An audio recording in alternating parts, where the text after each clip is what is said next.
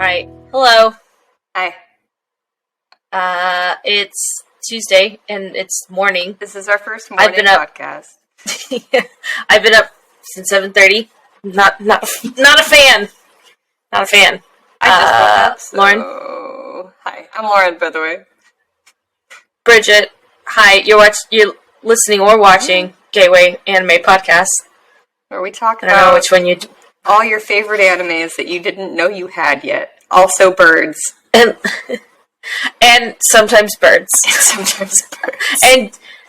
And always daddies. And always daddies. Speaking of the daddy of the week, babes. Or the daddy of last week, my husband is here. He's sitting in the other room watching TV. William! So if you hear any so proud. He started listening. Loud proclamations, it is my boy. My love. It's the daddy of the week. It's the daddy of the week, son.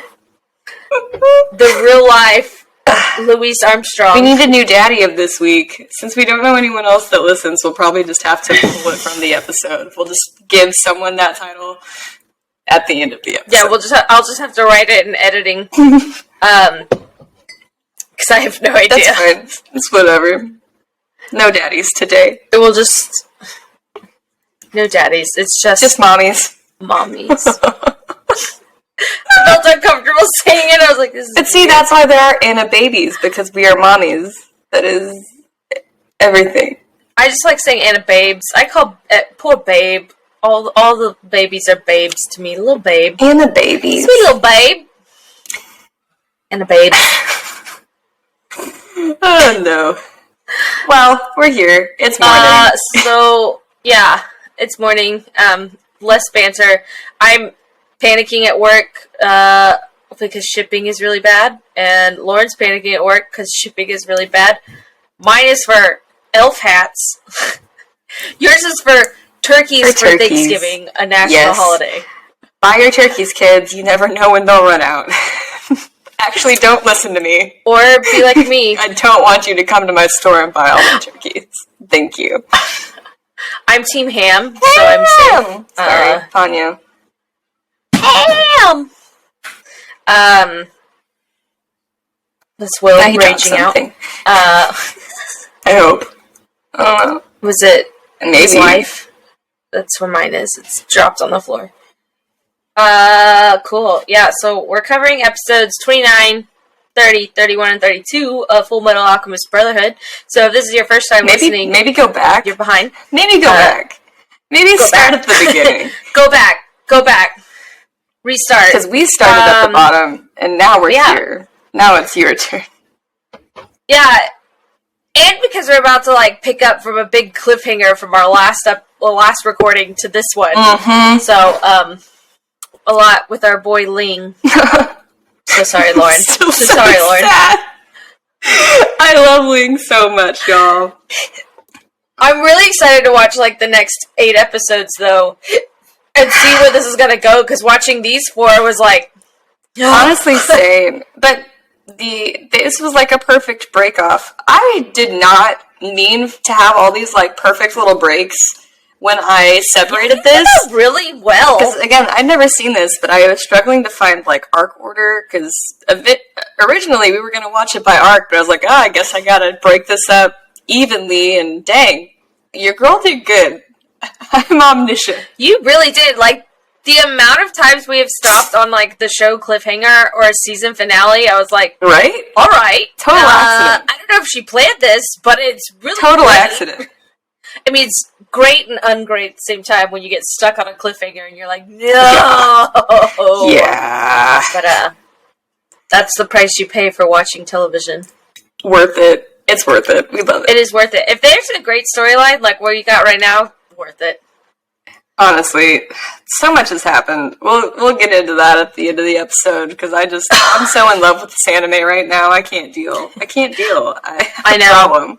You didn't respond to my pictures last night I sent you. I was dead inside. I just worked a crazy shift, and my unit director, who, if you don't know the chain order of grocery stores, let me get into this real quick. So you've got at least at my grocery store. Maybe Walmart does it differently, but at HEB, as far as I can tell, you've got your partners, which is your normal level employee. You've got your specialists, your leads, your department manager, your department director, and then you've got your MICs, who are its manager in charge. They just run the shift, essentially. Store. Yeah. And then you've got your, oh my gosh, what comes over MIC? Your ops directors, then you have your store leader, and then you have your unit director. My unit director yesterday worked with me for a little bit, and then turned around and said, "We'll talk soon." And that's all he said. It was very foreboding. And I just said, okay. Yeah. He scares me a little bit. He's very nice. Anytime I've ever been to his office, it's always been for a good thing. Like, hey, you did well. Here's more money. Or here's a promotion. We like you. It's never been a bad experience. But he is terrifying. Also, he has, like, just, like, the most serious face ever. And in a mask, it's just, "We'll talk soon." But if you take it down, it's, "We'll talk soon." You know? Like, it's like this whole thing. So, yeah, I had a stressful day at work yesterday. I'm also very new to a new job, so it's, you know, it's scary. Are you on the phone? Is it about your hats? Oh. She muted me because she doesn't want to hear about grocery stores anymore. And that's fine. I could keep talking about grocery stores all day, because that's all I do. All I do is solve grocery store problems. And you know what? It's more fun than you think it is, kids. It's also bodily exhausting. I can't feel my feet anymore. And my back might be broken. And Bridget's making faces right now. I'm going to guess what's being said to her over the phone. I'm assuming it's her boss, because she wouldn't have answered the phone any other way. And they're telling her some bad news. They're probably adding more show times, or they have to take one away. And if they have to take one away, that is less work for Bridget, but also more work all at once. Because she now has to get rid of all these extra props that she ordered everybody. And we're pretty sad about that. Or we used to be. I used to do props with Bridget. We once, I'm pretty sure I already said this, cleaned out this crazy prop room on my day off. It took like 9 hours, and I cried just sitting in the middle of like 3 tubs of cotton balls from Elf. It was awful. But we bonded, and we ate Doritos and McDonald's chicken nuggets. And if you've never had a McDonald's chicken nugget, your life, you need to have one.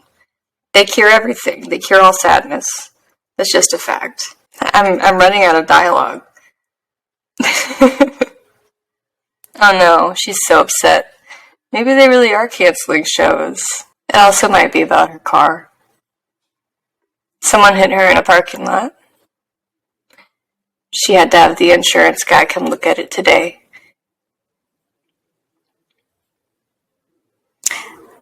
I'm more likely to assume it's her boss, though.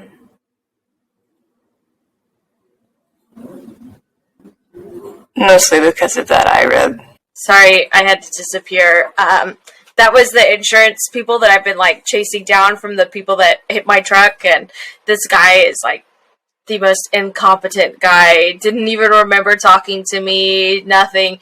So I'm sitting here like, yo, man, it's been, like, 3 weeks. I just want my truck fixed. So that's why I was like, should I call him back? No. And I was like... I just dialogued the entire thing.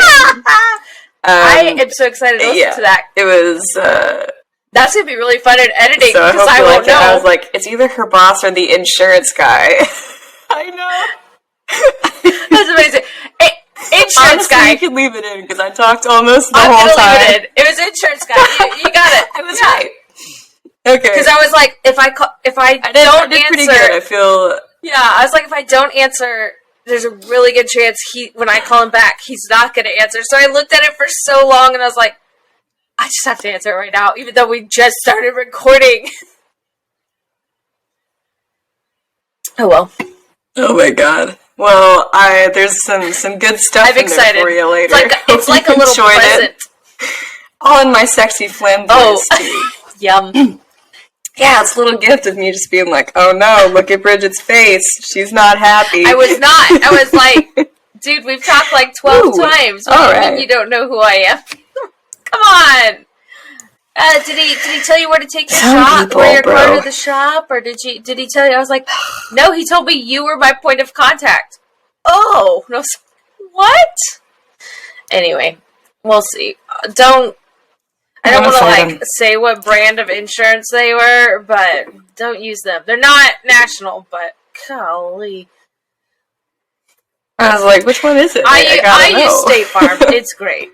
Thank you, Jake from State Farm. I use Progressive. See, that's a national company. This was like a local city company, and they're a hot mess.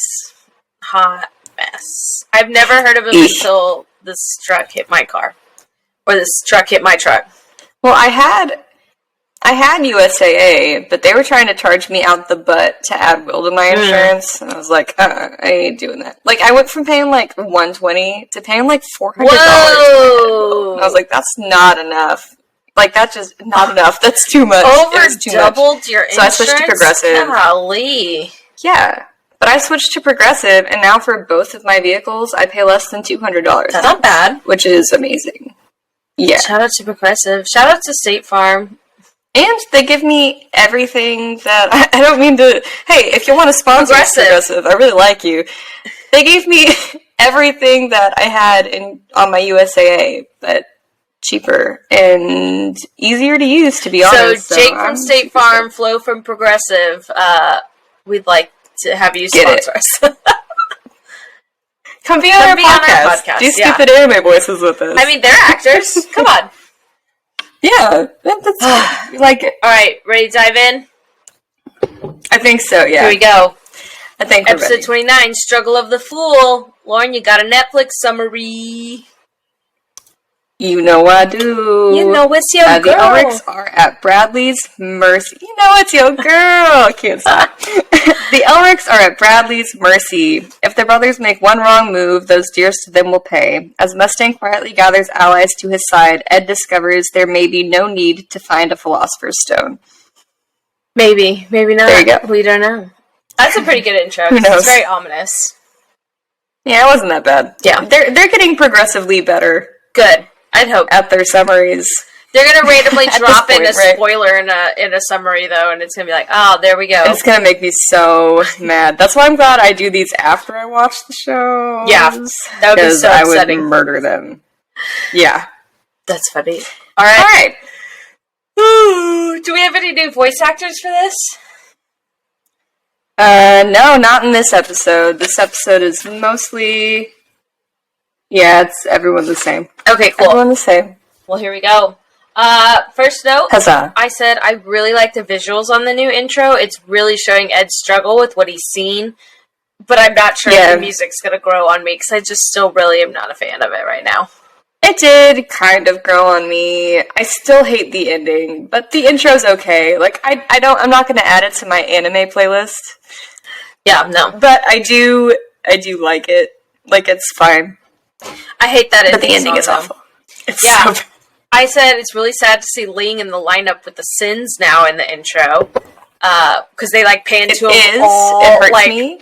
on the hill, and I was like, oh, man. And I said, also, in that intro, is that Hughes standing next to Mustang again? So is this season going to focus on a lot of flashbacks? Because it looks like Hughes is standing next to Mustang in the intro. I did not see that. But keep an eye out. I mean, it's not wrong so far. So I know. And then I wrote my other note for the intro was I really want to know who all these new soldiers are, because there's a lot of new soldiers like, pictured in the intro, and I think it has to deal with Lady Armstrong, whoever she may be, or Gruman for her. Who's Gruman? Or the guy. Gruman. Gruman, sorry. Is he in this, or is he in the last episode? I think he's in this one. Okay. You're right. Maybe. My brain's a little crazy. So we'll meet Gruman, because I wrote in my notes Crumman the whole time, and then when I was looking up people, I was like, Gruman, dang it! And I had to go and change him. In the sub, they call him Gruman. Oh, it's so weird. Gruman is what they say in the dub. Anyway. So I think it might be basically... him. Oh, okay. I really love when we see him in this episode. I have a lot of notes of Mrs. Doubtfire. Oh, yeah. Sounds like Mrs. Doubtfire. Anyway. I was like, there's something weird about this lady. Alright, we'll get to that. So we open up with Envy is taking Ed and Al somewhere. They're in an elevator. Envy's now disguised as a soldier, and bam, they're all of a sudden in Central. The homunculi headquarters are right below Central Command. So the whole time they were under command just there, and I was like, oh, I love great. how That's just lovely. The homunculi just don't give any bad words They're anymore. not being secretive anymore. Like, straight up, Mustang and Bradley and the Elrics are just sitting in this room, and all this guy has is one sword, and he's just like, they're not gonna kill me. They can't. Yeah, so whatever. Before they get in that room, if you see me randomly swatting in this episode, Do you have a it's fly? just because there are fruit flies, and we cannot figure out where they're coming from right now. So something has gone bad. Oh no. We've been trying to find it, but my room is right next to the kitchen. Oh no. The fruit flies have migrated to my room, and I'm like, no! There's like only one in here, but it just stays by my room. And I'm like, come on, man! It's the warmest Last night I was place. trying to eat a salad, and like every 3 seconds was... okay, but before they go in that room with the Fuhrer, Envy takes them and says, you're plastered with filth, and makes them go take a shower. Yeah! Which is also kind of kind. And this furthers my belief that maybe Envy might team up with them. Remember, I had that theory last episode, and I was like, I don't know, I think Envy might have a soft spot. I don't know, man. I think Envy is still pretty evil. I just think Envy doesn't like dirty things. Look at Envy's beautiful hair. I think she's got a soft spot for the Elrics. I think they've got a soft spot. So... poor, sweet little Al. Ed tells Al that he saw his body and it exists, and he's just like, could care less about anything in the world. He's like, my body? It's really there? And he's just so excited, and it warms my little heart. And then the next few shots are basically everybody seeing Ed naked. And it's just slightly covered up by like Al's big head. So like, Ed looks over, and poor Xiao Mei is just there, and he's like, ah! Why? Why is that cat here? And everyone's seeing Mei Chang is now, we know, hiding in house armor. And then Envy busts in, is like, what's going on? And then Ed's still standing there naked, like, ah! And my favorite part is Envy yells in disgust just as much as Ed does, and it's such a satisfyingly funny moment. Because this show will go from ripping your heart out to some bonkers animation and joke, and then go straight back to ripping your heart out, and man, it's a roller coaster.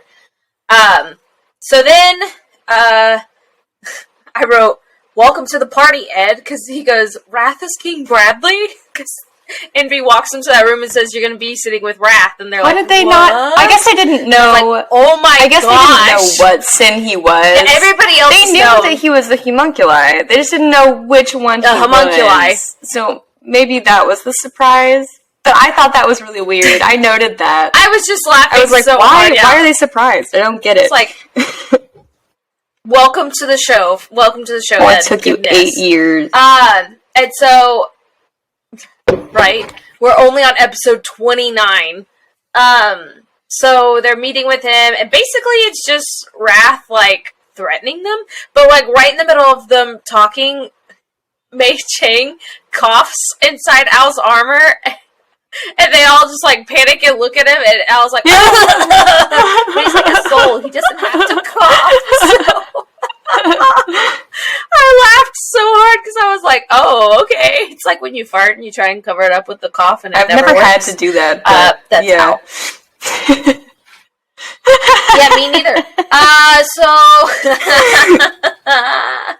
So now they're sitting alone with Bradley, and they make a note at how confident he is that he could take all three of them, that they left him alone and he's got one. Honestly, I'm pretty confident that Bradley could too. He can take them all down. Being real. We've seen him. After watching him take down all those other guys, I was like, yeah, I see it. I see it for sure. Pretty well.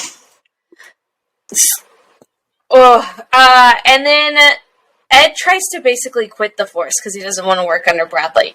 Throws his pocket watch and tries to resign, but Bradley uses a threat of hurting Winry to control him and Al. And I was like, I knew when he sat with Winry, it was bad news bears. But poor Al is so desperate to get his body back, he asks permission for them to keep searching for an answer. And Raph is just basically like, if you don't get in my way, I don't care. I'm sorry. Lauren.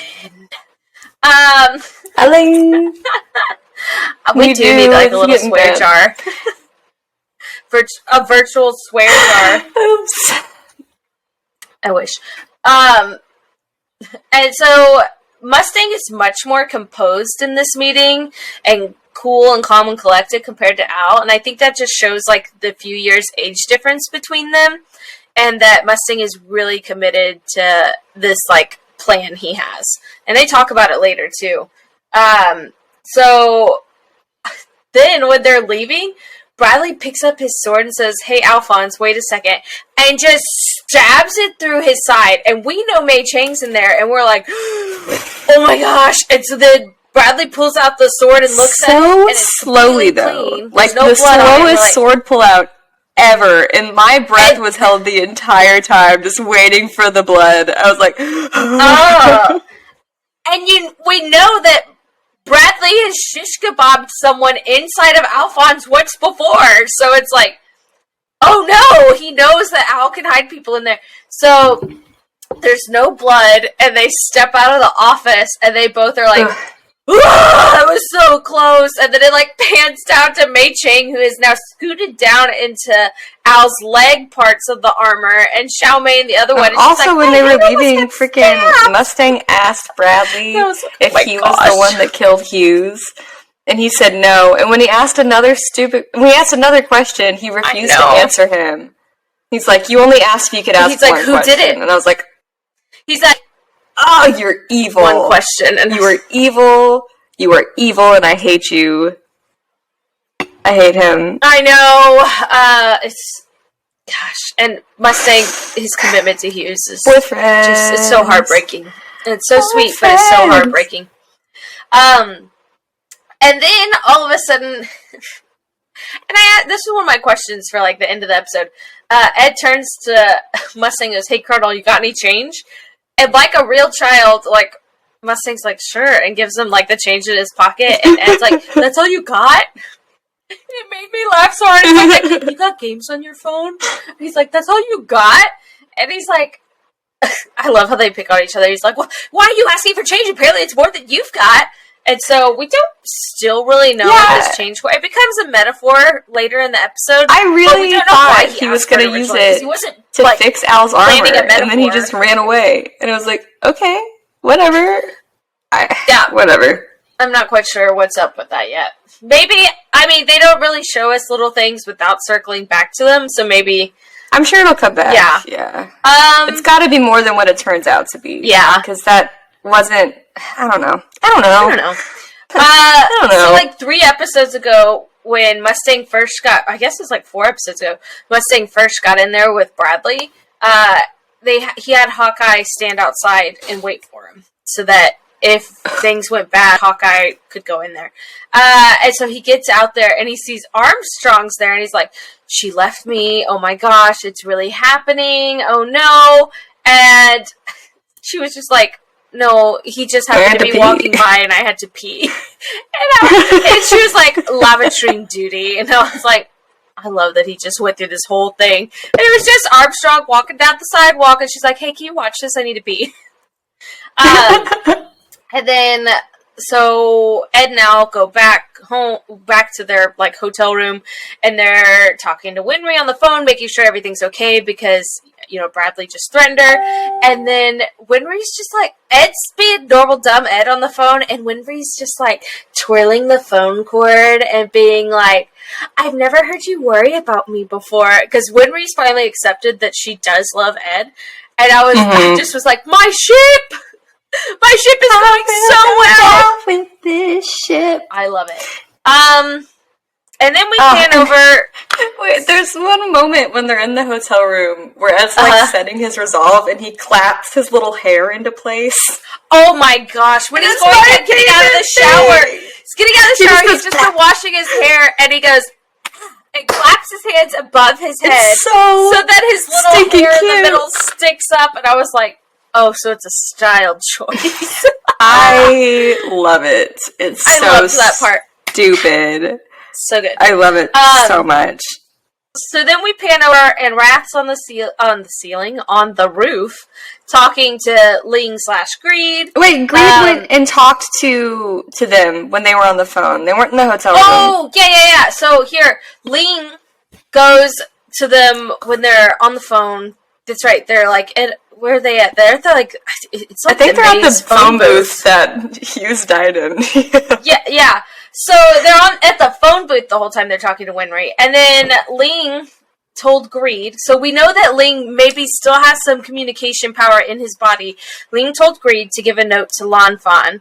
And so he gives it to the boys to give to Lan Fan. It's in another language, and Greed says he makes a comment that I wrote down because I'm hoping it comes back into play later, that he doesn't lie and he doesn't fight women. Yeah. So I that's really specific to say. I like Greed. I like Greed. Yeah, Greed 2.0 is pretty. I liked the original Greed too. So I wonder if I like new Greed because he's also Ling, or if I just liked Greed from the get-go. I don't know. This Greed is really charismatic, and I feel, I don't know, I'm in this like homunculi turning good camp right now, and I don't know why. And I think it's just because Envy has this like sweet spot for Ed. I think that Greed is the most likely to turn against the others because he's already done it. So if it happens, it's gonna. That makes sense for Greed and Envy though, because they're kind of almost like the same kind of sins. They're envious, and I still think Envy's super evil. You can keep going, but I disagree. I think Envy's gonna stay evil. We'll see what happens. I really hope Envy has a soft spot. We'll see. So, Scar's lurking in this underground lair. Marco's down there, and Marco hears like somebody up above in the rafters of this like prison he's in, and says, "Hey, I can help you. I see that you're hurt," because Scar like has blood dripping down off him, and Dr. Marco sees the blood, and so Scar jumps down, and then Dr. Marco's like, "Oh, you're Ishvalan. Oh crap, are you the guy they call Scar?" And then says he's the alchemist responsible for the extermination of the Ishvalan people. And I was like, well, you're in danger now, buddy. Danger, Will Robinson. Danger. So then we pan away from that. And then we pan to the coroner. I wrote the coroner's name down somewhere. Dr. Knox. And Mei Chang has a concussion. Oh, we skipped the Ling and Greed thing on the roof. Yeah. Did we? Because we got invested in the Ling and Greed. Okay, anyway, before Scar and Marco... No. It's right after this. Yeah. So we go back. Mei Chang has a concussion, and Dr. Knox is super mad at Al for turning his house into a hospital, and it just makes me laugh. And so we just know that Dr. Knox is taking care of Mei Chang. Then we pan over... Lan Fan gets Ling's note, and it says he's found a philosopher's stone. That he wrote in blood, also. Like... Yeah! What? That's a little sketchy. In blood on cloth. So now Al's having to explain what happened to Ling to Lan Fan. That's and my ship. Now Greed. Ling and Lan Fan forever. I'm really hurt. They're really adorable. I really hope Lan Fan gets an amazing, metal arm. I'm really hurt. We'll see. I know. And so then we pan over, and Greed and Wrath are talking on this roof, and Wrath is saying, like, all these horrible things about humans, and Greed, like, snaps and says, don't underestimate humans. And it looks like that was actually Ling snapping and kind of saying it sounded that, like or him maybe too, like at least in the sub. Yeah. And so we think that maybe, like, Ling hasn't fully accepted now Greed taking over the whole body and is kind of fighting back so he can get the stone and bounce.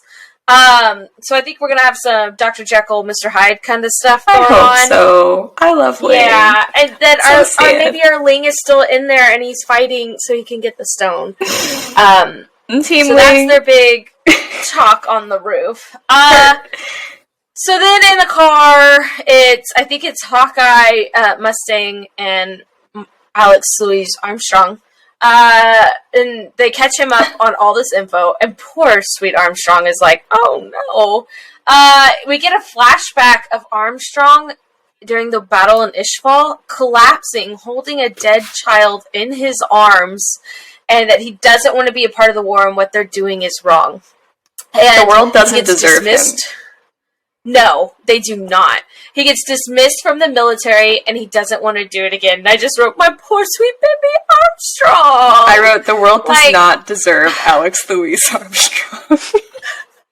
He's perfect. See, they don't! He's perfect. He really wants to use his alchemy for the good of people and protecting people, and he got dismissed, like, dishonorably discharged from the military in the war because he couldn't do it. He's like, I don't want to do this because he's just holding this child. And he's like, this is wrong. So sweet. And I was like, it's so sad. And so Mustang's telling him all about this and like, hey, Alex, you're going to need to like, you could run away or you could fight this. We need to protect people. And he's like, I can't just walk away like I did in the war. I need to do something. And I wrote down this Mustang quote that says, I never feel more human than when I'm fighting real monsters. And I was like, oof, oof, we're gonna get it. In the next few episodes, I feel it's gonna be a battle. Oh, probably. Dear Lord. I know. Then we pan back to the corner of Dr. Knox's house, and I felt like it was Lanfan's other arm that was missing. I was trying to like picture where she was in the bed. It's her left. Okay, yeah. it is. I was like, is the arm switch? But then basically Mei Chang walks in, and Lanfan's like, you, and Mei Chang's like, you, and she's like, I know who you are, and I know who you are, and Mei Chang is like the 17th daughter. They're like fighting clans, and poor Al's in the middle, like, no, stop! You're both injured. Don't. And Xiao Mei's like little fighting face on Mei Chang's shoulder is the most adorable little thing.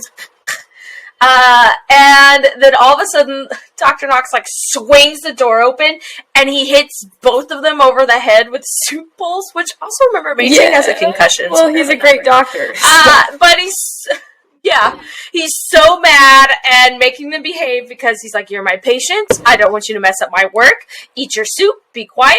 And he also threatens them that his house is so messy that you never know what unknown pathogens could be lurking under the floorboard. So if you start roughhousing, it could come in here and poison us all. And they were all like, what?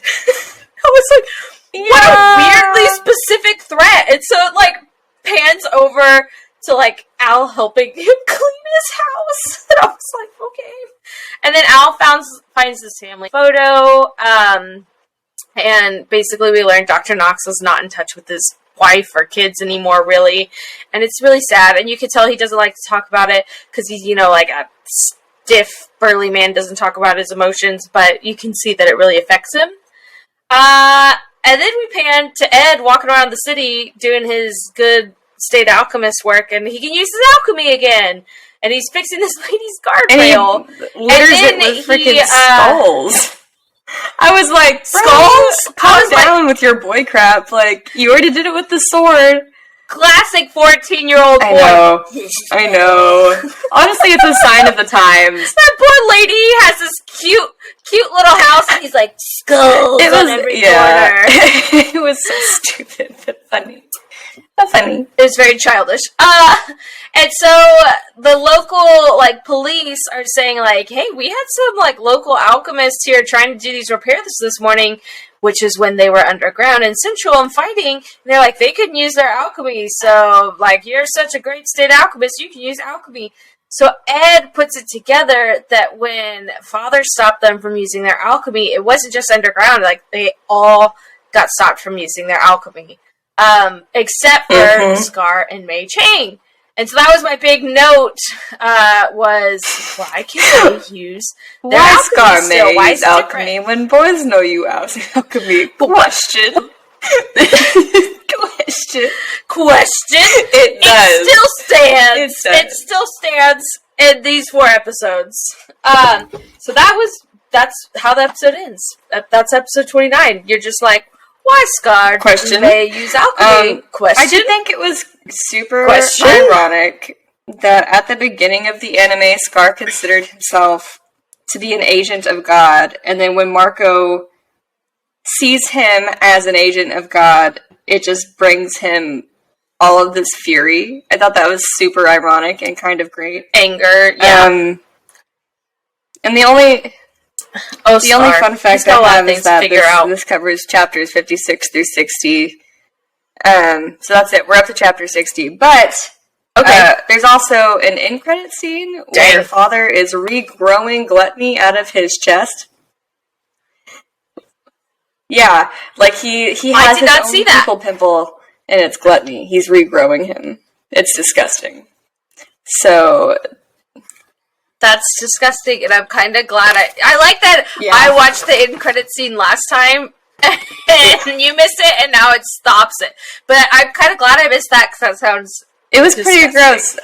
But so Gluttony will be back. That's something to look forward to.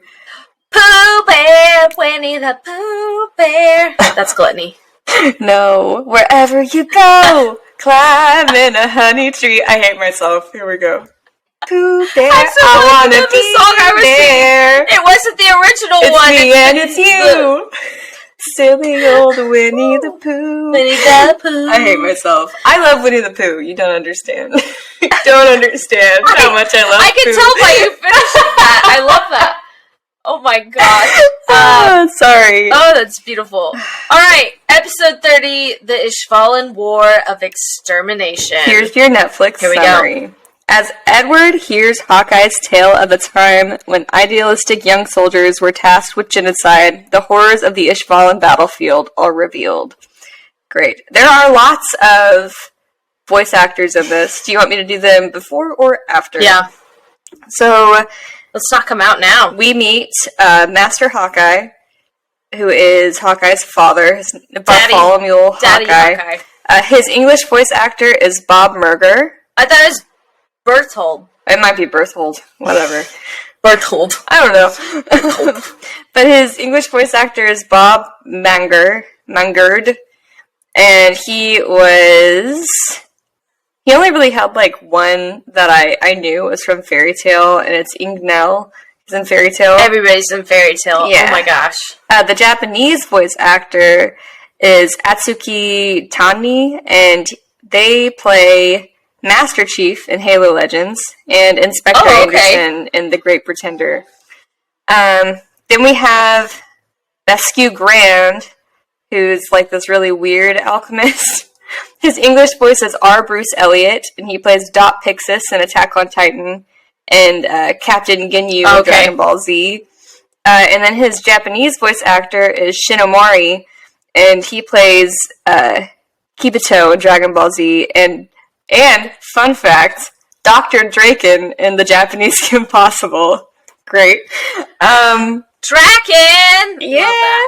Then we've got Jay Kimbley, my boy, Kimbley. His English voice actor is Eric Vale, and it's a very familiar voice from My Hero Academia. Do you want to take a guess? Oh no, now I am trying... Presentation Michael. No. We already had Presentation Michael. I know, but that's just my guess. He plays Tomura Shigaraki in My Hero Academia. Yeah. Oh, he plays two bad boys. He also plays Shiggy. Vinsmoke Sanji in One Piece, Superman character. But best of all, best of all, he plays Phoenix Wright in Ace Attorney, which I used to love when I was younger. We'll watch that sometime. No, best of all is he is Tomura Shigaraki. He also plays Future Trunks in Dragon Ball Z, and we love Future Trunks, so there we go. The Japanese voice actor, it's the Japanese voice actor that's Presentation Michael, actually, hilariously. So he plays... All right. His name is Hiroyuki Yoshino, and he's Presentation Michael in My Hero Academia, Hanji Iwazumi in Haikyuu, and if you were paying attention in our Star Wars episode... I thought you were about to say Hanji in... I thought you were about to say Hanji in Attack on Titan. No. A girl! That's a girl. But he also was Jay in Star Wars Visions. So, episode 2, Tatooine Rhapsody. Fun facts. Okay. I like that. So those are all my voice actors for this episode. I'm hyped about Shigaraki being Shigaraki. Welcome. Dude, I know. I was so happy. I was like, I knew I loved Kimberly. I'm gonna have He's awful. Listen to that voice again. But I also love Shigaraki. I love Shigaraki. What a complicated villain and such a mirror of I know. Deku. And a poor, sad, sweet child. Save him, Deku. I have not read I was the about new to chapter. ask, have you read the new chapter? I haven't read the last 3. I'm gonna need you to do that today because it's your day off. Because I'm panicking, man. I'm panicking. I'll think about it. Anyway, let's jump into it. The last panel on... I just read this week's chapter last night. The last panel, I called my brother and was like... he was like, are you okay? And I was like, I just read My Hero. He goes, oh, this makes sense then. I don't know what to think. And he's like, but it just says to be continued. It didn't give us a date this time. And I was like, I don't know how long I have to wait. Oh, no. I hate when they do that. It's like, is it 2 weeks? Is it 3 weeks? Is it actually next week? We just forgot to put a date? I don't know. No one knows. It'll be okay. It's not, Lauren. It'll be You don't understand. You need to read that panel. I don't. I will eventually. I'm panicking. Okay, here we go. So basically this whole episode is like a flashback episode. We get some history filled in, and it's kind of sad. So here we go. Mustang is becoming a soldier, and his teacher doesn't want him to become the Flame Alchemist because of that decision. His master is really sick, and he's tired of hearing the same excuses. Alchemy is to defend the people in their home. He's like, don't give me that rhetoric. This is so much more. This is so much more responsibility. And if you're going to be a dog of the state, then I'm not going to let you be the Flame Alchemist. His master refuses to take money from the state, so because he said he's created the most powerful alchemy and doesn't want it in the wrong hands. And so he's basically just like living in squalor, and because he refuses to let the state meddle in anything he does.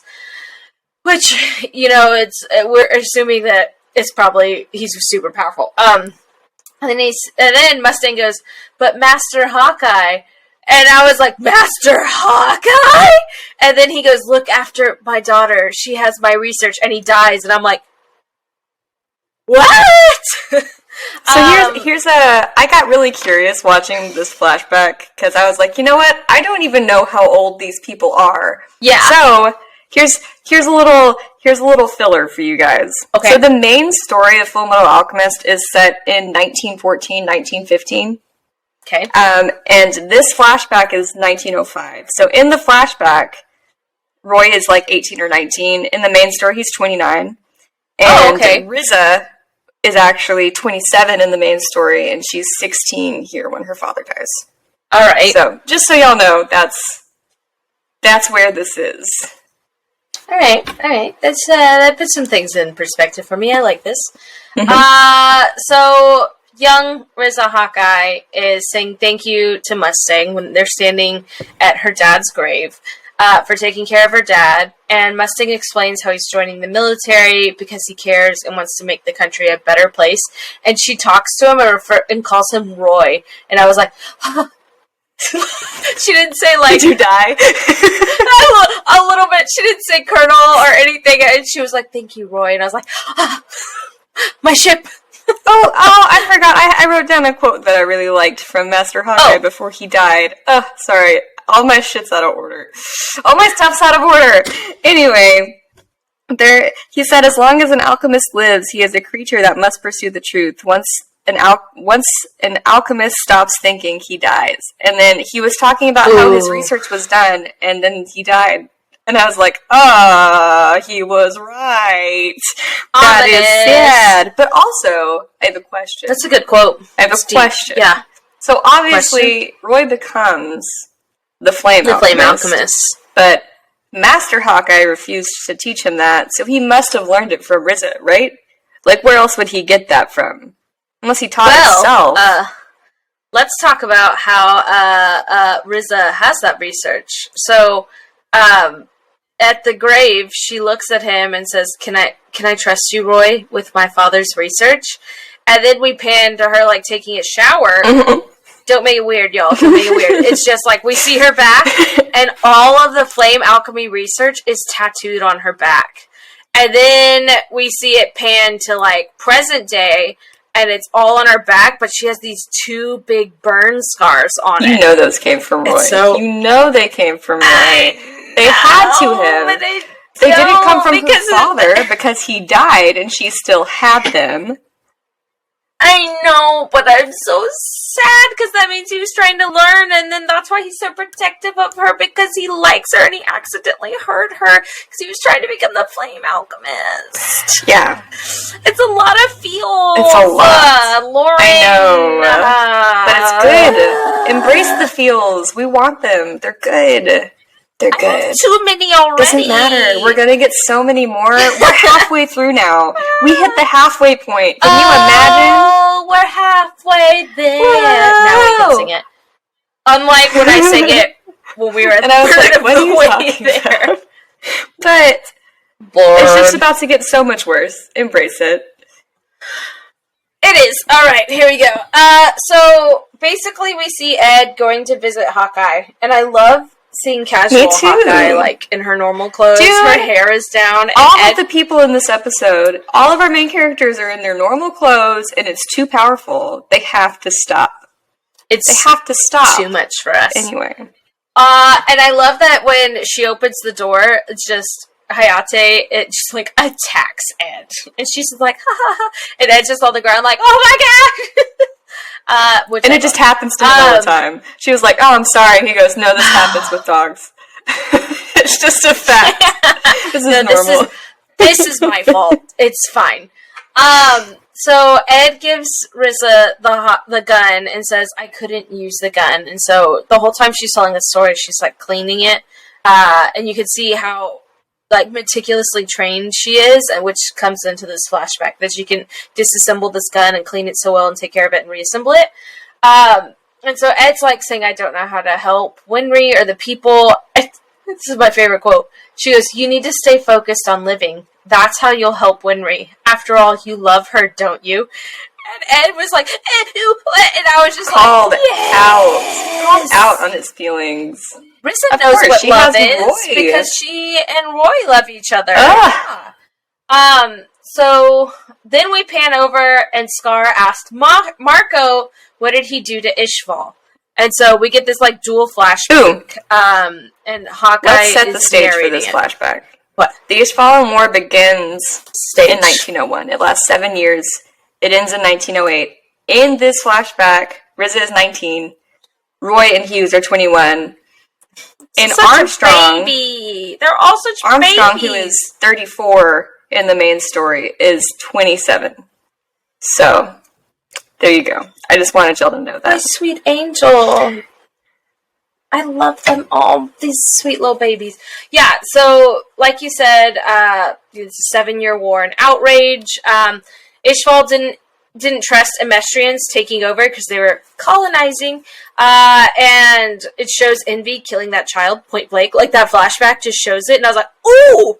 Oh, okay! And then the one-page doc called Executive Order 3066 is what the Fuhrer signs to declare war on the Ishvalan War of Extermination. And that's basically the mass genocide is now. Wait, I wrote it down. What was it exactly? It says, Ishvalan soldiers will be stripped of their conscription in the state military and imprisoned as traitors, while state alchemists are allowed in combat with suitable abilities to be sent to the front lines as human weapons. And it says to exterminate all people of Ishval. All of them. Like, it's so horrible. Everyone. Women, children. Bradley's the worst disabled ever. Men. He is evil. Everyone. Bradley is the worst. The worst. Shout out to Sean Ralphio. So the quote that I wrote that Hawkeye says is, "The air was tainted with the smell of human decay, and the desert sand soaked up the blood like a sponge." And I was like, "Ooh, not a pretty picture that beautifully said for us." Hawkeye was a sniper.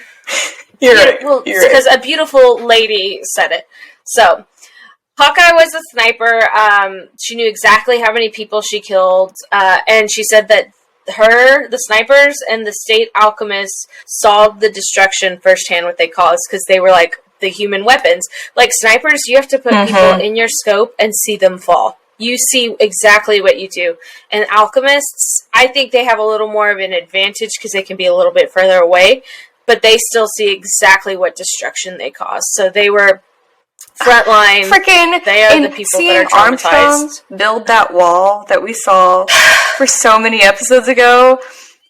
I know that we saw earlier, and knowing that it was Armstrong. Seriously, that I'm getting goosebumps right now talking about it. Like it was so painful. That's why I had my arms crossed. I was feeling too many emotions. So I had to put my arms somewhere. So sad. Anyway. I know. Ooh. So we see the Iron Blood Alchemist, which that's like bloodbending, and that it's just probably messed up. We don't see much of what they do, and we didn't need thank to you for that. Thank you, show. I understand what's happening. The Fire Alchemist, Roy, and then you just see poor Armstrong just shaking and scarred from all that he's seen and done, and that's why he's so caring now. Like, that's why he's so sensitive and why he's so protective of Ed and Al, because he was so young and they were also young, and he doesn't want that for them. And it just made me really love him even more than I already love him, and it's just really sad, and I can actually cry right now. Like, my eyes are really watery. My love for Armstrong is just it's out of this world. There is no measure. This sweet man deserves the world. I know. And those are his babies. And he will protect them and probably die. And all of his little soldiers. I know. Excuse me? I'm guessing right now in this series that Armstrong will die. I'm gonna guess that. You can't say that. It's just gonna happen. For my Toshi and my Armstrong. I need Toshi to back off, my men. Is going to die. Night Eye saw it happen. He's gonna die. Night Eye is trash, and that's why he's dead. How? I said what I said. Night Eye is not trash. I said what I said. We're gonna fight so hard. That's our next Instagram poll. Trash or not trash? It's trash. He's a good man. Well, he was. How dare you? We'll let Instagram decide. Maybe if you get this poll right, and don't argue with me about a character that I wasn't even talking about.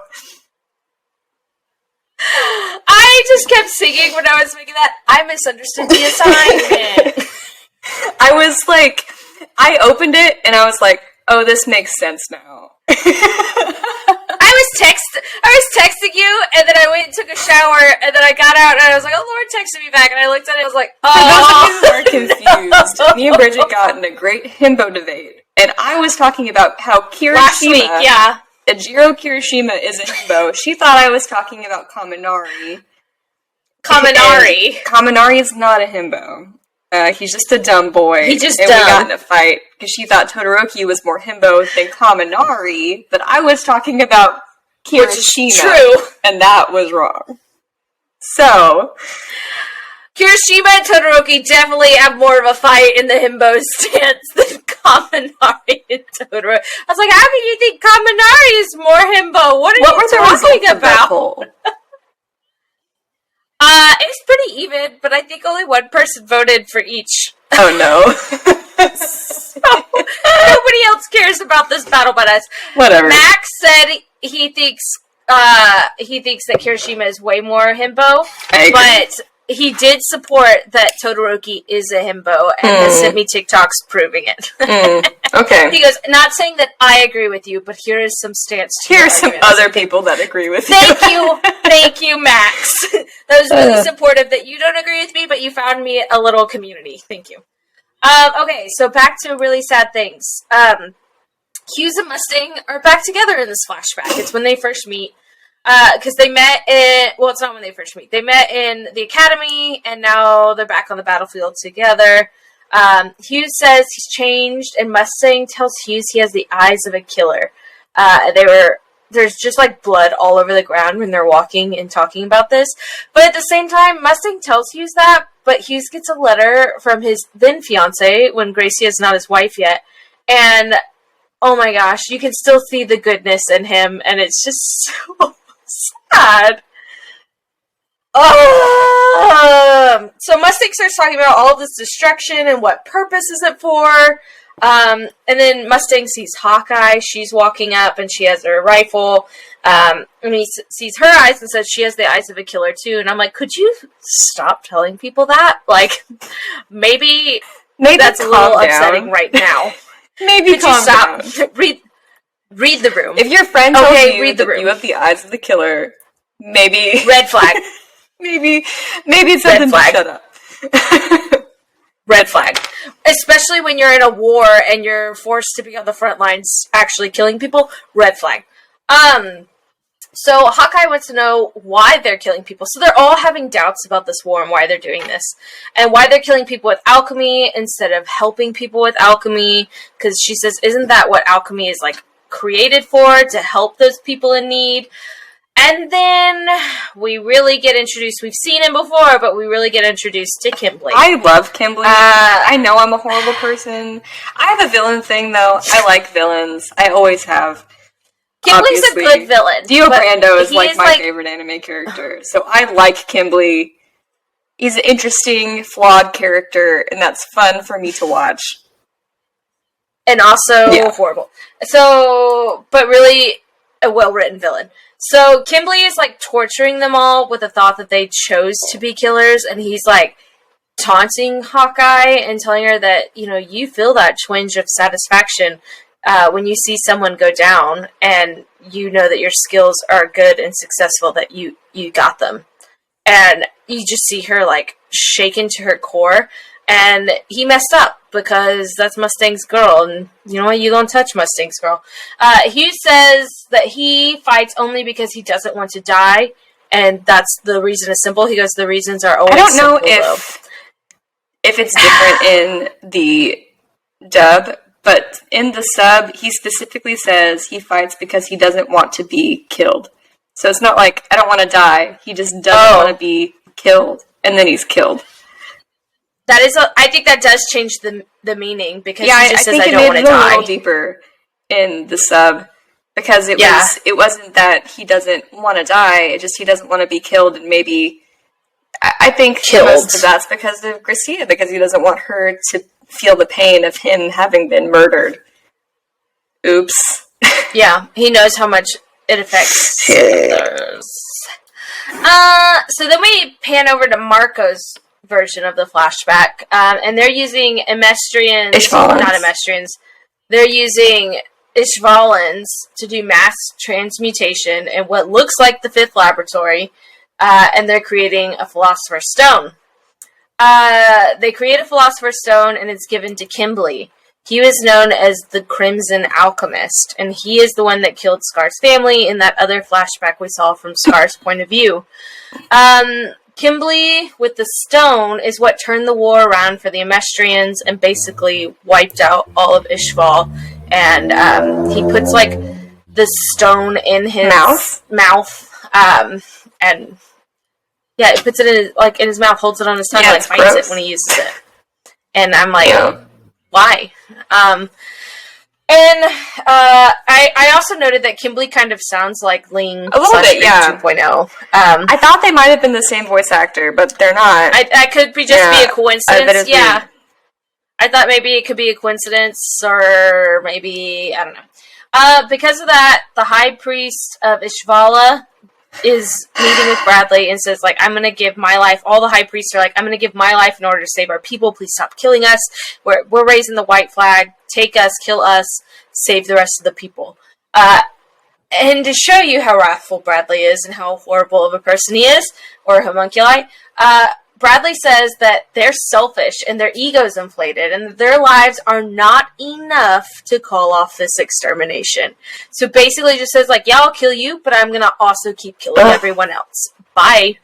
And it's just... He also says something so here upsetting. that really I liked. Because, you know, Ishvalan people are very religious. Like, they're talking about God and all this stuff. And he said... Yeah.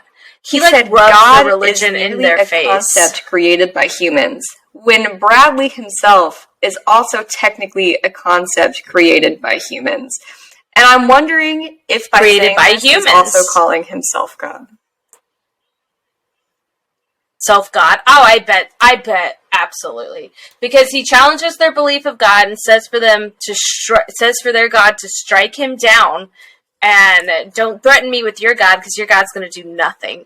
I think he absolutely does have the God complex and is like, I'm created the same as your God, and you know what? I'm the one who you can't stop. Bradley is like, such a good villain. Oh yeah, and he's got such a smooth voice too. So very it's well just, cast. Like, a calm, cool, collected. In both, good he's well cast in the dub and the sub. Yeah, absolutely. Both of his voices are two of my favorites. I think they're great. Like, oh, good. Seriously, sheesh. Oh man. So then I wrote. Alright, so it's Kimberly that we see in the opening credits, who's dressed like Michael Jackson, that I was leaning at one point. It is Kimberly. And he does the whole, like, in the opening credits, like, the tongue Philosopher's Stone thing, which was really confusing to me why Ling was dressed like Michael Jackson all of a sudden, but I was like, oh, different Well, we character. haven't seen him in street clothes yet. That's not similarly. Yeah, that's very true. Well, like, we see him in the next episode, and his street clothes are like, this is Do you think they dressed him in all black so people wouldn't confuse him with Kimberly, who's in all white? I guess so. And, like, Kimberly's in, like, a suit, too, and I was like, all right. Very Demon Slayer of them. Very. Absolutely. I mean, it is. Michael it Jackson is almost the 1920s, so I guess that style is kind of in fashion. Now that I'm thinking about it, yeah. Whatever. So then, Hawkeye, we see Hawkeye fully join the military because she wants to help people. Mustang says that she can watch his back, but also shoot him in the back if he deviates from his plan to become the Fuhrer and help the people. We learn that Hawkeye and Mustang have this plan. They want to demilitarize the state, to give power back to the parliament and become a democratic state again. And they want to put the soldiers who carried out all those orders and didn't question it on trial as war criminals, and to be a fair and just world. That means they're willing to sacrifice. And that means themselves. Because they want to pay for all the lives they killed. Hawkeye and Mustang have accepted their fate, and she tells Ed to go along with the purpose to find their bodies and help others, and not to worry about what they have accepted for themselves, because they fully believe they deserve that. Which is so sad. Pain. Just horrible. And so then we go back to Dr. Knox, the coroner, and Al tells Mei Chang, but basically they're leaving, and Mei Chang and them are still going to stay at the corners and get better, but Al and Ed are leaving, and Mei Chang was like, you're just like your brother. And Al spins around and tells her that he's smarter, taller, and more of a gentleman than his brother. And it's the most adorable thing, and now Mei Chang is obsessed with Al. I love it. Alphonse is the only person in this world that deserves Mei Chang's love. Alphonse is the only person in this world that is just a fact. Everyone's love. And no holds. Seriously though, like, I love this completely. When they grow up and are little adults, have at it. Be married and happy. You deserve all the happiness in this world. I love you. I love this. Thanks. If they grow up, stop. You stop that right now. All right. No. I'm sorry. Also, I'm pretty sure that telling someone that you'll walk through hell for them means I love you. So I'm pretty sure that was Hawkeye being like, yeah, I'm in love with you. Let's do it. Sure. Would you like some fun facts? So this is actually the most abridged episode in the entire series. It covers over an entire volume of manga. So it's 57 through 62. So that's really dope. And there's an end credit scene in this one. Did you watch it? So the end credit scene is Envy walking in. It's the start of the next episode, where Envy walks in and sees Marco's supposed body and the vengeance spewed on the thing. That was actually cut when it came to America because it was too violent. Interesting. And they didn't want to show it on TV. Where we say it's too violent. Interesting. Okay. That's the part that they cut. All right. That's into episode 31. The 520 Sins Promise. Since. All right. Here's your Netflix summary. Even as his subordinates are scattered, Mustang finds he still has allies. Unfortunately, so do his enemies. The Homunculi release one of the Ishvalan War's most notorious killers to deal with Scar and Marco. And here are your voice actors for this episode. First, we have Madam Christmas, which is the most ridiculous name ever made in the world. Her English voice actor is Pam Daughtry, and she plays Big Mom in One Piece. Last week, we got Big Mom's Japanese voice actor. This week, we got her English. Thanks, Big Mom. Way to go, Big Mom. And her Japanese voice actor is Yuko Matsuka, and she plays Lady Alvida in One Piece. I don't know. I'm not a One Piece person. I'm sorry. But there you go. Madam Christmas is 2 One Piece people. Congrats. Then we have General Gruman. I'm pretty sure I did one of these voices for him way early on. But I don't remember, so I wrote them down again. His English voice actor is Bill Flynn. He plays Genzo in One Piece. And Dr. Herschel Agasa in Detective Conan, which is like old school anime. It's so old, shoot. But that was his biggest credit, and I was like, I gotta write this down. And then his Japanese voice actor is Rokuro Naya? I think Naya sounds better. And he plays Gunter in Fire Emblem. And get this. Squidward Tentacles in SpongeBob SquarePants. Wait, what character is this? General Gruman. Oh my gosh, he's Squidward Tentacles in the Japanese SpongeBob but still hilarious. Hilarious. Those are right. This episode. Well, those are all of our new Squidward. Here we go. General Squidward. So what you just said, Envy's walking in, and General Marco is dead.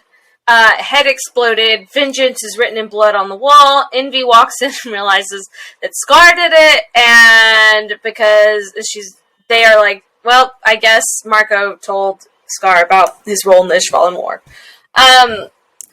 Ed catches Al up on all that Hawkeye told him, and he wants to be an alchemist that seeks the truth, is what he says. So I thought that was sweet.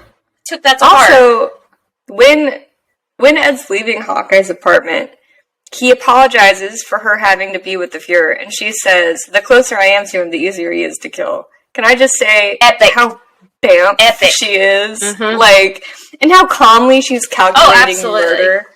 I love her. I love her. I love that the first thing that Al says when he gets his body back is that he wants to eat Winry's apple pie. So sweet. Oh. Also, can sound is so dirty. The what? Just want to throw that out there. It can sound very dirty. I did not go there at all. My body back. I just want to eat some apple pie. Lauren! That's not at all what crossed my mind. Yeah, well, I can't help myself. I have 5 brothers. So they want to learn Mei Chang's alchemy, and so they go look for her, but she's left Dr. Knox's house, and so now they're going to search for her. Which we'll get to how they're searching for her later, and Ed's lack of drawing. So they're giving Havoc weights to keep him busy while he's still in the hospital, because Bretta and Havoc's bromance is painful. It's like the way he just stares at the door as he talks to him, like, I already said goodbye to you, I can't look at you anymore. I'm like, God, it just makes me so sad because you're watching Mustang's team get separated and sent to all corners of the earth, but he makes sure to go back and give Havoc those weights to keep him busy and gaining strength while he's healing, and I was like, oh. The literal best goodbye in this is Fury saying goodbye to the dog. I was like, shut up. I love that. You had that one moment. All of Mustang's group saying bye to each other as they get split up, and Fury's feeding Hayate like little hot dogs, and I was like, They'll always have that time where they collected grief from the roof. And so Hawkeye is leaving. She's getting her books from Roy's office, and she makes sure to tell him not to get killed. And I was like, she said she It's another I she love said you. she loved you. I'm just translating for you. Mustang now sits in an empty office, comparing all his teammates to people on his team being like chess pieces. And he says the line, and worst of all, they've even taken my queen. Hawkeye is his queen! Oh, I was so happy. My ship! I say my ship 2 times in this. And that's the first one. My ship. And then he compares himself to the king piece, but he's twisted open, and there's a note in there, and I was like, And so we'll see what that leads into. And then we pan over to Ed now in the streets with drawings of Xiao Mei saying, have you seen this cat? Have you seen this cat? Now, Ed's drawing looks like a black and white alligator. And Al's is perfect and adorable, which made me laugh so hard. And so Mustang rolls up and is like, hey, yo, what's up? What are y'all doing? Hey, I want my 520 cents back. And then we get really, like, philosophical, and Ed's like, I'll promise to pay you back when you become Fuhrer. But he does it, like, in steps. I promise to pay you back when you do this. And I promise to pay you this back when you do this, because I'll borrow more money. And I promise to borrow money and pay you back when you become Fuhrer. And he's like, who told you? And so he basically says that, they know everything. They talk to Hawkeye. They know everything. And so Mustang, I think, is going to be able to trust them more and be like, all right. I hope so. They're on our team. I want them to work if they together. team up, they'll be great. I mean, Alphonse got to work with Mustang a little bit, but Ed hasn't really at all. And I need that for my heart. Butt heads. I know. Yeah. So then Mustang goes into this building and hugs Vanessa, and I was like, who is this Vanessa? I was hurt too. I was like, how dare you? Rizza's body isn't even cold yet. And I think this is like a brothel that they're in. Mm-hmm. Like, it's a bar brothel, and so I was like, it is. What are you doing? You're loyal to Rizza Hawkeye. What are you doing? But he goes and sees Madam Christmas and gives her the note, and she says she's going to help him, and it's a call to General. I wrote Kroll, but it's Gruman, right? Yeah. I don't know why I wrote Kroll. I don't know who Kroll is. And so all of a sudden we're back. We're back at Dr. Knox's house, the coroner, and Ling's other bodyguard pops in, which is Lanfan's grandpa. Fu. I gasped so hard. Fu. He slaps her. But, you have failed. And I was like, but then he breaks down all of them crying because he's actually just really sad that this horrible thing happened to her while he was gone. He was a soldier first and was like, you failed. Oh my gosh. And then he just breaks down because you see him as a grandfather. And he calls her his beloved granddaughter. He said, how could this happen to my beloved granddaughter? And it's so They don't say that in the dub! That's stupid. They don't say that in the dub! How dare they? It literally broke my heart. I think he just says, this happens to my granddaughter. And I don't think they say beloved, but That would have been great. Literally broke my heart. I shattered into 1,000 pieces. Yeah. I did not get back up for days. He freaks out that her arm is actually gone, but they deny getting automail from Winry because he says that, the enemy has seen Lanfan's face and they don't want to put Winry's life at risk any more than what it is. Which is really honorable. But we wish but that at the same time, would get it's really a sad. Winry arm. She deserves it. Yeah, and it would be an epic arm. I don't know. He feels... And then Dr. Knox has flashbacks of what all he's done in the war. Everybody leaves the house. His flashbacks of what all he's done in the war, how guilty he feels about it, and doesn't even think he should be treated like a real doctor or even like a person. You can see that he's this bitter old man because he beats himself up about everything he's done, which I think all the good people that were in that war are doing and struggling. Yeah. And so then all of a sudden there's this knock and he's like, what is it? I don't want anything. And it's his kids on his doorstep. And his kids are so happy that he was helping live people. Son. He tells them Oh, it was his wife? I thought it was his daughter and son. No, his wife and his son. He only had one kid. Oh, okay. And so he's that he's happy he was helping live people and he had courage, and his son announces that he wants to become a doctor like him and help people. And so then Dr. Knox is in the other room hey, come in, I'll make coffee. And he's making coffee and he just says, he prays that he gets cut some slack in life so he can enjoy the happiness of having a cup of coffee with his family. And I was just oh, this is gonna wreck me! What a nice little happy ending. Because when Lanfan and Fu leave the house and she looks back at the city and Ling is looking back out, that's my ship. I screeched. I was like, no! Going further away from each other. I'm hurt. At least something happy happened in this episode. They're gonna come back to each other. I believe it. So then we learn that the Philosopher's Stone that Kimberly has allows you to bypass the equivalent exchange rule to harness immense power. So we have a flashback of Kimberly refusing to give it up after the war. Only a few people know that he has it, so he kills them so that he can keep this stone forever. So he's in jail and he still has the stone. He swallows it every time. I'm not quite sure how he gets it back out. You know how he gets it back out. Oh, he might barf it up because he hit it and he hit his stomach in the car and it came back out. Yeah, I'm just gonna believe that he sticks it in his cheek because it's less gross. Why not just put it on a necklace or chipmunk something? Style? It's odd. So Kimberly's now been released and is avoiding the death sentence because he was on death row. And Kimberly gives the warden what looks like a bomb on his wrist. This is a very Joker moment.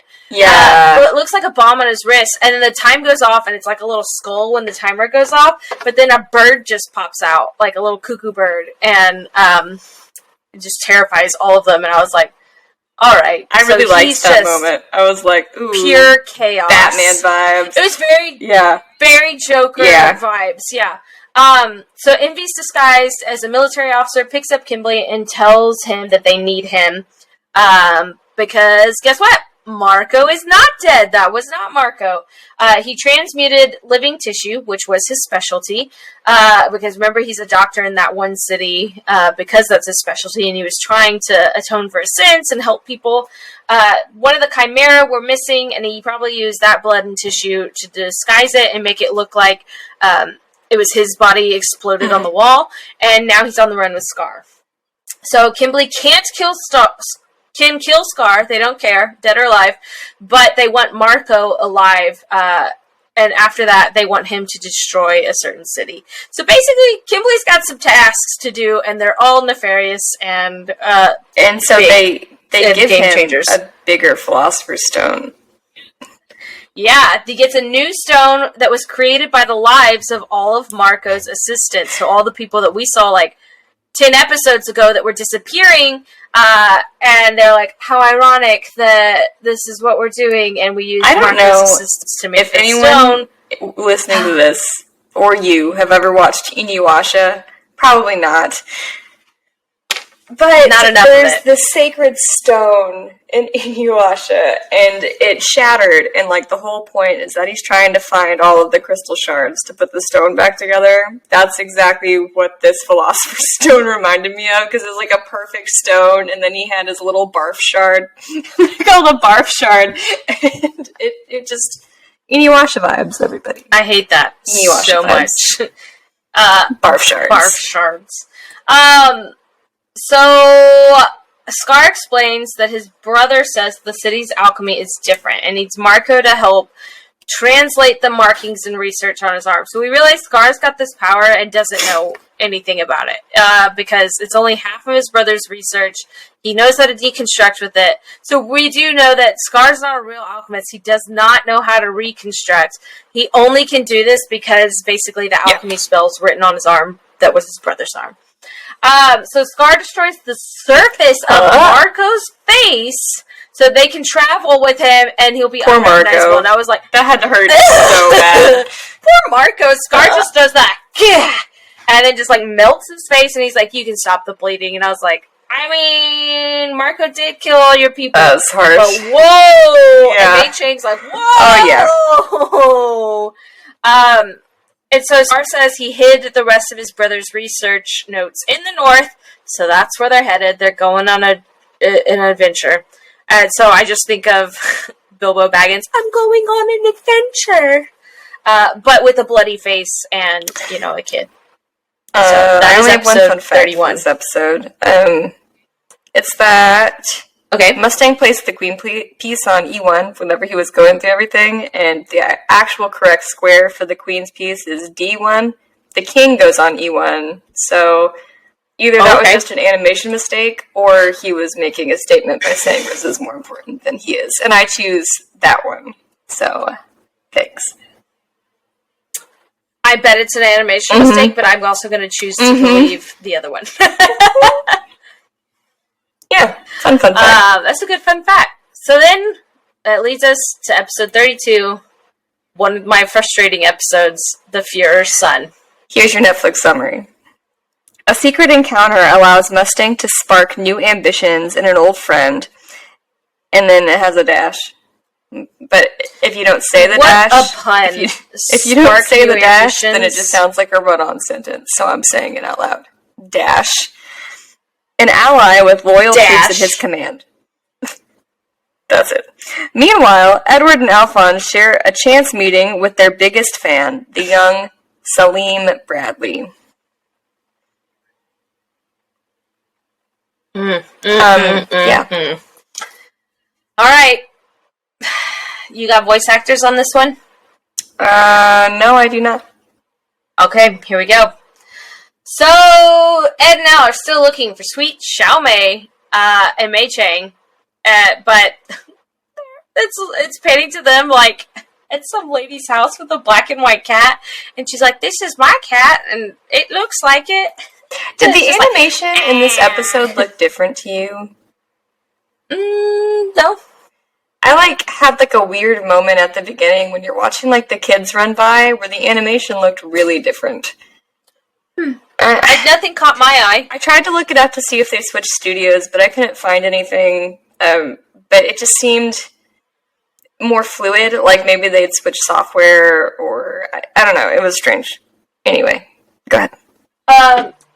Nothing caught my eye. So here we go. Mei Chang is at the gas station getting some groceries, getting ready to pop on a train, and she bumps into a lady, and I wrote, a fake lady? Because this lady is weird looking. I wrote, she's a man. Because I just knew instantly. Her voice was too deep. I was like, oh, you're a drag queen. It was odd. So, Mei Chang drops all the groceries, she tells the lady she's heading north right now, and the lady's like, okay, and then they go on their way. I'm dying that they keep calling Xiao Mei a cat. And then I said, I guess that was a real old lady, but she was very Mrs. Doubtfire-ish, though. And then, so we'll come back to that point, which is like, why was that flying over my head so hard? But I was like, oh, I guess it is a real old lady. But Kimberly's team is hunting down Scar, and when Kimberly's walking up the stairs to that train station, the old lady passes him, and he's like, that's not my job right now. So it's like, I should have picked up on that, but he definitely, I don't know if he knows that it's Gruman or if he just knows that he's in disguise. I think he just knows it's someone in disguise, and he was like, that's not my job. But that wasn't, here's a fun fact before we go in. That wasn't in the manga at all. Like, their weird encounter. None of Kimblee's scenes are in the manga at all. They added them in purely for the anime. So every part of him in this isn't there. It's just there. That's interesting. Okay.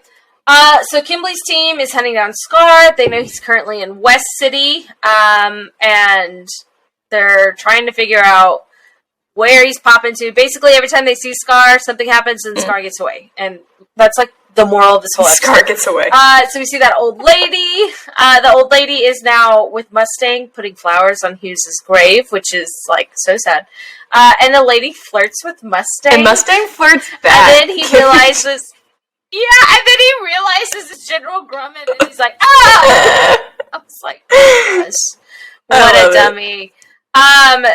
So then Raven went to Gruman not too long ago to see if he was interested in a corps of immortal soldiers.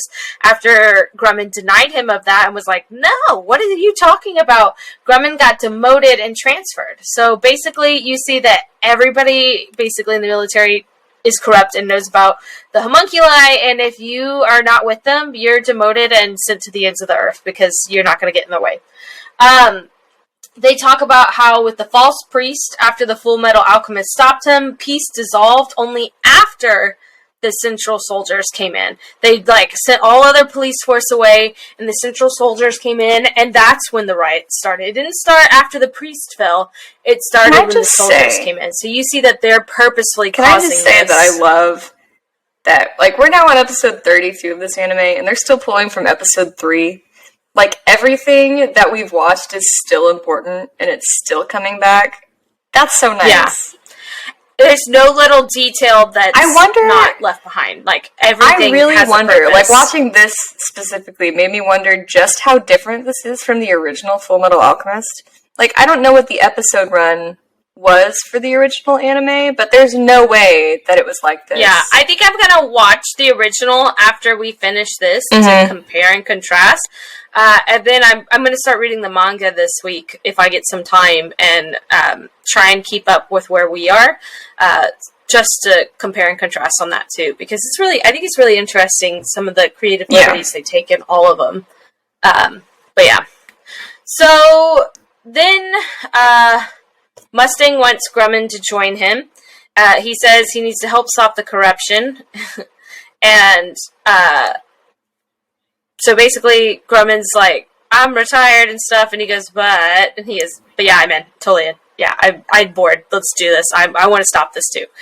So I like that they're in the library looking for Ed, and then all of a sudden, Ed's in this library looking for these books to try and learn about alchemy, and this giant shadow gets casted over him. And looks up, and it's just, the way they drew it is like a giant balloon of Armstrong's head, and he just, parts the bookshelves like the Red Sea over him, and Ed just starts screaming, and it makes me laugh so hard, because Armstrong's like, shh, this is a library, quiet. I love him so much. So Mustang informed Armstrong to tell Ed that, Mei Chang and them are heading north because the old lady was Gruman. Gruman said, oh, they're looking for this cat / Mei Chang. Saw them. They're heading north. So they get their first lead on where Mei Chang is so they can try and learn alchemy so that they won't get stopped without alchemy again. So the really interesting thing that happens here is Armstrong gives Ed this letter and says, when you go north, here's this letter of introduction. First thing, and does he say save her? Because that's what I wrote down. He said seek her. Seek her out. Seek her. Okay. Yeah. Seek her out. And we learn that it's Major General Armstrong at the northern wall. but it's a Lady Armstrong. She's got beautiful hair, big puffy lips, and I was like, oh! I gotta know who this lady is. If she's a sister, yeah, and she's like sitting on the throne with like her sword on the ground, and she's kind of like leaning down and like very epic looking. Straight up Queen of the North. I was like very, very Game of Thrones vibe. We're at the Northern Wall, Queen of the North, Queen of the North. Really hope she's a good person because she's related to the Armstrong. I really hope we could see her just be epic. So we pan over to Scar, and they're on a train bound for West City. Basically, Scar just keeps escaping, and Kimberly is like, I'm getting so mad. So Ed and Al can't find any details on Alka history in the library. It's not something recorded really in Central City, which if they can stop people from using alchemy, but they can't stop people from using Alka history, absolutely that's not going to be public knowledge in Central City because Central City is controlled by the bad guys. So Ling had told them once that Alka history was specialized for the medical field. So it's going to be like, it's Eastern medicine, essentially, is what we're learning. Also, there's something weird here that's been really bothering me, like, that they don't have any real books on Alka history and how it works. It's like it's tabooed, but also whenever Ling comes over, like, way back in, when was it, episode, like, 21, he says, the alchemy in this country is weird. And I want to know why. I really want to learn. I want to go visit Shing and see why. So all of a sudden, Salim Bradley appears in the library and is fangirling over meeting Al. And I just write, don't trust him. He's adorable. This kid. He's adorable, and I love him. I don't think he's evil. I think he's just a sweet boy who's being used as a pawn. I'm gonna punt this kid. I got bad vibes. And so, Al's kind of getting the weird vibe too, and he's like, I can't just tell this kid I'm looking for Alka history. So he tells the kid he's looking for medical use, like for alchemy to save people's lives. He's not technically lying. And then Ed walks up and is like, who's this kid? Salim goes, you are a tiny alchemist, just like everyone says. And he's like, say again. He just gets it in all sides. He's like about to punch the kid and ready to fight, and then all of a sudden, like, the secret service pops up and is like, yo. And so Salim's like, no, these are my friends. And then they realize this is Bradley's son. So pans over, they're all sitting at Bradley's house now with Salim and his wife, and they're all having like tea, and Salim says he wants to be an alchemist too so he can help his father out, and I just wrote in all caps, this seems sketchy. I go, their family seems so normal. His wife says that he was an oaf when they first met and started dating, and she slapped Bradley, and I love that she said that, and both Ed and Al's faces, like, their jaws dropped, and they're like, you did what? But then Bradley walks in and sees them all sitting in the living room, because I'm sure he caught word that, Ed and Al are there, and he's like, I need to make sure they're not up to anything. And then they do this really awkward moment where he's like, I bet you're wondering why my kid doesn't look like me. And I was like, okay, that's really forward. And he's like, yeah, we adopted them. We couldn't have biological kids of our own, so Salim is our kid. And I was like, all right. And then Fear Bradley says, even a man like me has a family waiting for him at home. I'm sure, of course, it's quite different from yours. And I was just like, this is so threatening. I'm not quite sure what all he means by it, if he's trying to make him more humanistic to them.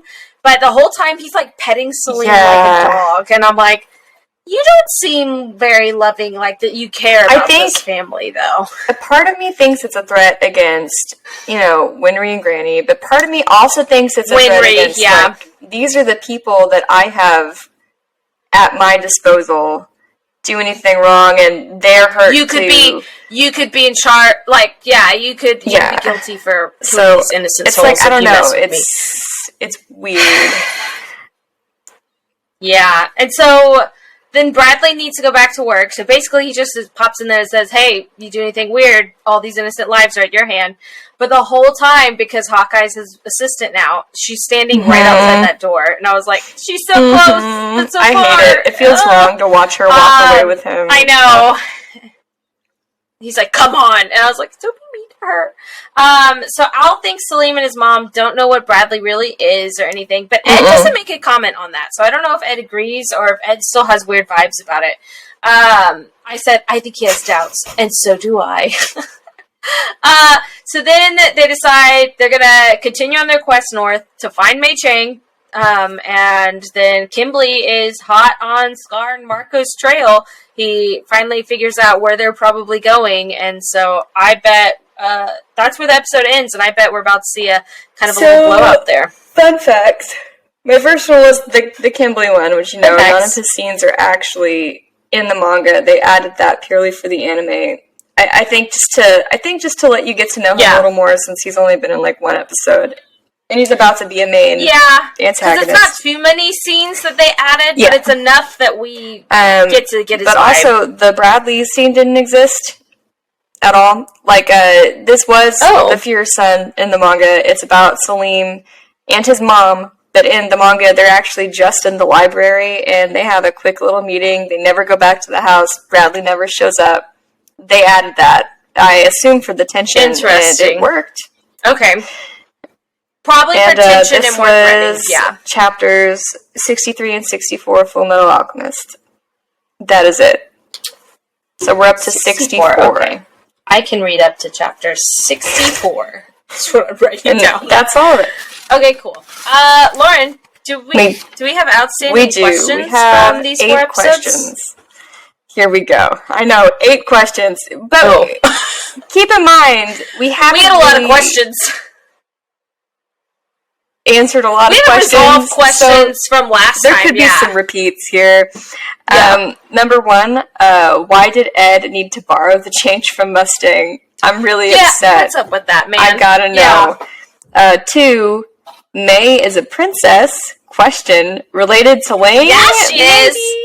Maybe. We're not quite sure on that dynamic. 3, why is alchemy so different from alchemy, and why is there no information on it? And why may Scar do... Why may Scar do... why may Scar do alchemy when boys know alchemy? Question.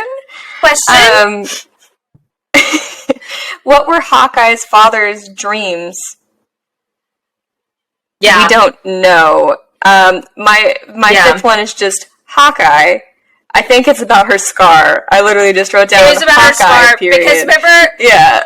Remember, you were like... Oh, you had a lot of questions. I was like, no, why? I think I've come to terms with it. I was just in denial, but we want to know how that happened. And why she had that tattooed on her to begin with. Yeah, why did they not write it in a book? Books are disposable. Apparently people are, too. I guess. So... 6, what is Gruman's plan? He said he had a plan. What is it? 7, who is Lady Armstrong? What is the relation? Yeah! I want to see it. And 8 is, do Bradley's fam have suspicions about Daddy? Question mark. I forgot this was the day we were on our Daddy roll. Those are our important questions going into next week. But that's the episode, y'all. That's funny.